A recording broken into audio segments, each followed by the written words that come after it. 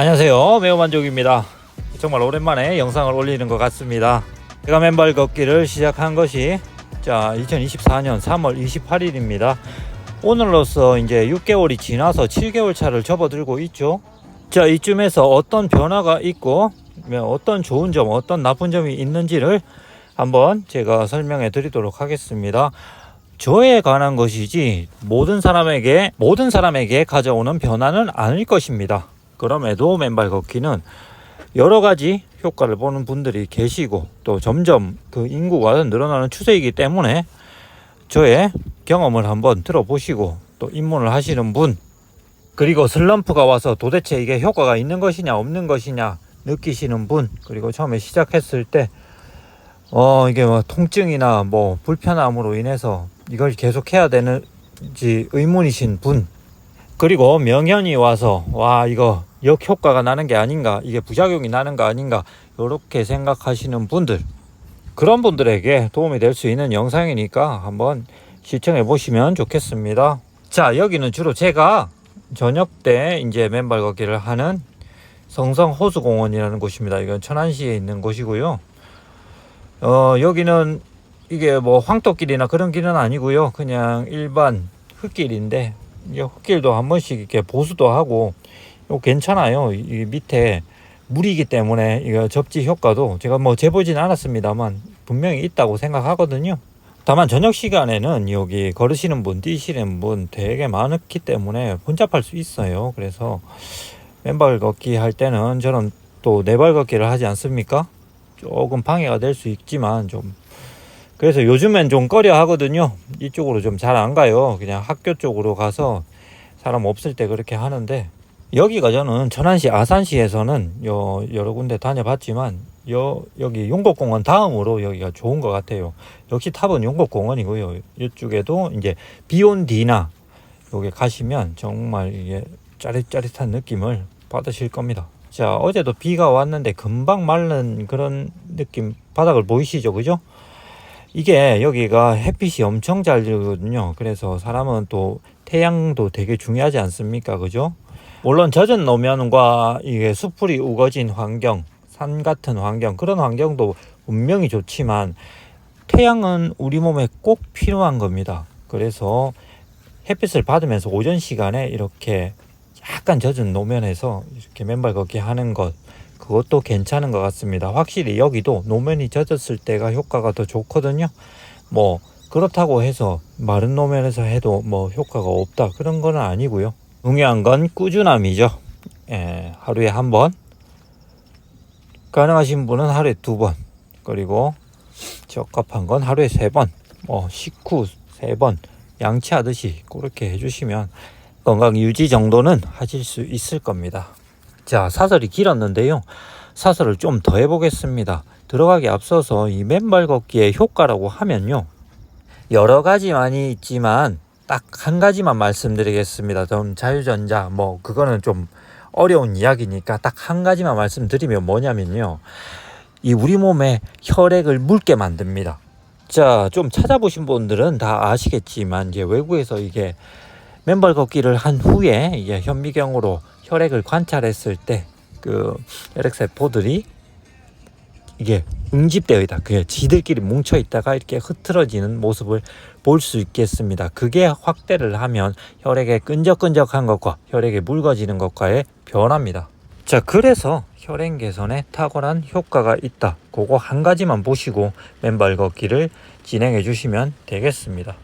자, 혈액이라는 건 우리 몸에 좋은 것도 갖다 주고 나쁜 것도 청소하는 그런 효과가 있습니다. 근데 이 묽은 혈액이 잘 순환이 되지 않고 이렇게 정체되어 있거나 막히거나 이렇게 하게 되면 문제를 일으키죠. 이 작은 문제들이 나중에 쌓여서 큰 문제들을 일으키게 됩니다. 그래서 중요한 거는 우리 혈액을 항상 묽도록 이렇게 유지시켜 주는 게 좋죠. 그걸 유지시키기 위해서 건강보조제나 영양제나 안 되면 약, 그런 게 많습니다. 그죠? 아스피린처럼 혈액을 강제로 묽게 하는 그런 약들을 장기 복용하시는 분들도 계실 텐데요. 그거는 어쩔 수 없어서 몸이 조절이 안 돼서 드시는 거지, 그걸 장기 복용할 때 그렇게 좋다고는 저는 말씀 못 드리겠습니다. 그래서 자연적으로 이게 인체에 무해한 해가 없는 맨발 걷기를 통해서 그 효과를 조금씩 더 쌓아 나가시고 병행해서 하시다 보면 몸이 변화하는 시기가 올 수 있단 말입니다. 그죠? 그렇게 되면 약도 좀 조절하시면서 이렇게 맨발 걷기 하시면서 자연적으로 뭐든지 자연적으로 가야 됩니다. 인공적인 건 좋지가 않아요.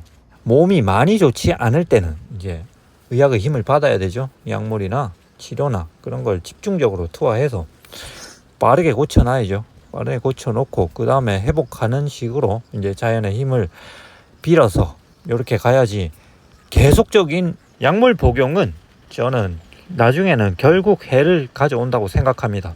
저는 그냥 일반인이지 의사 아니에요. 제 말은 그냥 넘겨 들으시면 됩니다. 허나 제 말이 일리가 있다고 생각하시는 분은 저를 따라서 한번 맨발 걷기, 네발 걷기 이런 거 한번 해보시는 것도 괜찮다고 생각합니다. 자, 우리가 운동이나 마사지를 통해서 혈행 개선을 하고 혈액을 묽게 할 수 있는 방법, 그것도 있겠지만 이 맨발 걷기는 저는 효과가 훨씬 더 뛰어나다고 봅니다. 그래서 맨발 걷기를 적극 추천합니다. 자, 한 바퀴 돌았네요. 여기 아까 처음 시작점에서 여기까지 오면 한 8분 정도 되거든요. 이게 걸음으로 치면 이게 한 1000보 될라나요? 확실히 네발 걷기로 하면 딱 1000보 정도 나오게 되거든요. 자, 지금부터 이제 제가 6개월간 맨발 걷기를 하면서 중간중간에 이제 3개월 단위로 이제 혈액 체크하고 이렇게 몸 체크를 좀 하고 있거든요. 그걸 바탕으로 제가 한번 설명을 한번 해드리도록 하겠습니다. 자, 제가 이제 3월 달에 검사를 한번 했을 때는 이제 몸이 어땠냐면 뭐 그렇게 나쁜 상태도 아니었고요.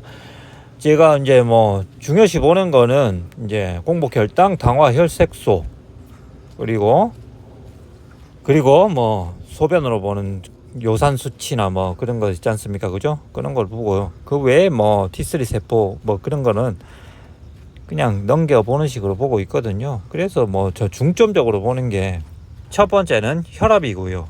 두 번째는 당화 혈색소고요. 세 번째는 간 수치고요. 네 번째는 사구체 여과율 뭐 그 정도 보고 있고요. 마지막으로 체중 그렇게 관리하고 있습니다. 자, 체중은 제가 3월 달에 했을 때보다 조금 빠졌고요. 근데 지금으로서는 좀 유지를 하고 있습니다. 그리고 당화 혈색소는 3월에서 6월 지나갈 때 그때는 뭐 그냥 비슷했어요. 똑같았고 당뇨 전 단계의 수치를 좀 보여주고 있습니다. 그래서 저는 당뇨 같은 걸 좀 조심해야 되는 그런 사람이거든요. 그래서 당화 혈색소 특히나 민감하게 그렇게 보고 있습니다. 자, 그리고 혈압은 이제 3월 달에 보시면은 130을 이제 넘기는 수치였거든요. 그런데 6월 달에 가서는 맨발 걷기 이제 3개월 차 접어들죠. 그때 가서는 이제 110대로 떨어지는 모습을 보여주고 있습니다. 자, 3개월 차 접어든 6월 달의 수치는 뭐 크게 변화가 없다고 봐도 되죠. 혈압이 좀 낮아진 거, 그 외에는 다른 수치는 거의 그대로였다라고 볼 수 있겠습니다. 그래서 저도 이 맨발 걷기에 대해서 좀 의구심을 들었던 때가 아닌가. 그때 3개월 차 접어들고 나서 그 시기가 그럴 때가 아닌가 싶습니다. 그 혈압이 낮아진 건, 그 효과를 있었던 건 제가 소금 섭취를 하면서 또 소금에 의해서 혈압이 좀 낮아진 게 아닌가, 그런 생각을 한번 해봐요. 그리고 간 수치가 이게 많이 올랐습니다. 간 수치가 올랐다는 거는, 이거는 간 수치는 그 전부터 점점 오르더라고요. 제가 흑염소를 먹었던 게 있었고, 그리고 제가 고지혈증이 있었기 때문에 그 스타틴을 먹었거든요. 그래서 그 스타틴인가 아니면 흑염소인가 그 두 개 중에서 원인이 있지 않을까, 아직도 그 생각하고 있습니다. 자, 스타틴이란 건 LDL 콜레스테롤을 낮추는데 적극적인 역할을 하죠. 제가 LDL 콜레스테롤이 169였거든요. 169였는데 그 약을 한 일주일 먹자마자 바로 40으로 떨어지더라고요. 그렇게 유지를 하고 있었는데요. 아무래도 간 수치가 올라가다 보니까 또 의사 선생님들은 다들 흑염소가 원인이다 라고 말씀하셨지만, 저는 이 스타틴이 원인이 아닐까 계속 그런 생각이 드는 겁니다. 그리고 스타틴을 저는 끊게 됐습니다. 저는 중요하게 생각하는 건 뭐냐면 자기 몸은 자기 자신이 더 잘 알고 더 잘 알아야만 된다고 그렇게 생각을 하고 있습니다. 자, 여러 가지를 많이 해보면서 자신의 몸에 대해서 파악을 하고 있어야 그래야 괜찮다는 말입니다. 그리고 어떤 상황에서도 항상 긍정적인 그 마음을 가질 것, 그게 중요합니다. 그리고 뭐 이러면 어떻고 저러면 어떻냐 하는 그런 대담한 마음, 대범한 마음, 그것도 필요합니다. 그렇게 자신의 몸에 대한 뚜렷한 메타 인지와 자신감이 있어야 됩니다. 자, 그래도 맨발 걷기를 끊지 않고 꾸준하게 할 텐데 뭔가 뚜렷한 의지할 만한 그런 게 필요했습니다. 그래서 네발 걷기를 해보자 라고 생각을 하게 됩니다. 그런 생각을 하게 된 이유는 뭐냐면 제가 하루에 2번 30분씩 하지 않겠습니까? 이 시간으로는 부족하다 그러는 것과 병행해서 이제 운동을 좀 해야 되는데 운동은 점심때 한 2-30분 하는 게 전부입니다. 그래서 한번 할 때 이제 강한 운동이 되는 것과 그리고 접지 면적을 좀 더 넓혀보자 그런 생각을 갖고 네발 걷기 공부를 시작하게 됩니다. 아무래도 그리고 두 발로 이제 맨발 걷기를 하면 머리 쪽까지는 이제 가는 게 조금 더 좀 느리지 않을까 싶어서 이제 손으로 가게 되면 머리랑 더 맞닿아 있기 때문에 좀 더 좋지 않을까 그런 생각이 저만의 생각이죠. 그런 생각을 했었습니다. 그래서 하게 되었습니다. 그리고 9월 달에 이제 검진 결과지를 받게 되었죠. 9월 달이면 좀 6개월 안 되는 시간인데 그때 결과지가 많이 괜찮아졌습니다. 그러니까 모든 수치들이 거의 뭐 정상으로 돌아왔다고 볼 수 있겠죠. 그러면 혈압 같은 거, 혈압은 근데 110대로 나오진 않고요. 120 이제 후반대로 그렇게 나오는데 그 다른 거 당화혈색소가 이제 5.4로 내려왔고요. 그 외에 다른 수치들도 모두 다 이렇게 제자리를 찾는 걸 보니까 정말 좀 놀랐습니다. 간 수치는 뭐 말할 것도 없이 뭐 20대로 이렇게 나와 버리니까 좀 어이가 없었죠. 그래서 이 간 수치는 대체 뭐였을까? 진짜 흑염소였을까? 스타틴이었을까? 그런 생각은 아직도 의문스럽습니다. 자, 그리고 LDL 콜레스테롤 같은 경우에는 한 90대, 90이 나와 있고요. 많이 올랐죠. 이 부분은 이제 의사하고 상담을 통해서 다시 약 복용을 할 것인지. 요즘에는 근데 이게 LDL 콜레스테롤에 대한 정의가 좀 모호하다라고 볼 수 있어서 100이란 수치 거기에 기대해야 되나 좀 이런 생각도 가지고 있어요. 그래서 좀 더 러프하게 볼 것인가 요런 저만의 또 정립을 해야 되지 않을까 그런 생각도 있습니다. 그러고 보니까 이제 네발 걷기도 이제 3개월이 다 돼가네요. 하루에 1000보씩 이렇게 늘렸거든요. 처음에는 500보, 300보 정도 했나? 그 정도 했는데 지금은 이제 하루에 1000보 정도 하거든요. 1000보 정도 한 거는 한 달 반이나 정도 돼요. 아침에 500보, 이제 저녁에 500보 이렇게 하는데 아침에 500보, 저녁에 500보 이렇게 못하는 날에는 저녁에 1000보를 다 채워서 이렇게 하기도 하고요. 좀 여유가 될 때는 1200보까지 하는 경우도 있고 그렇습니다. 근데 너무 무리해서 하는 거는 이게 또 좋지 않기 때문에 이게 1000보를 한다 해도 말이 1000보지 좀 힘들어요.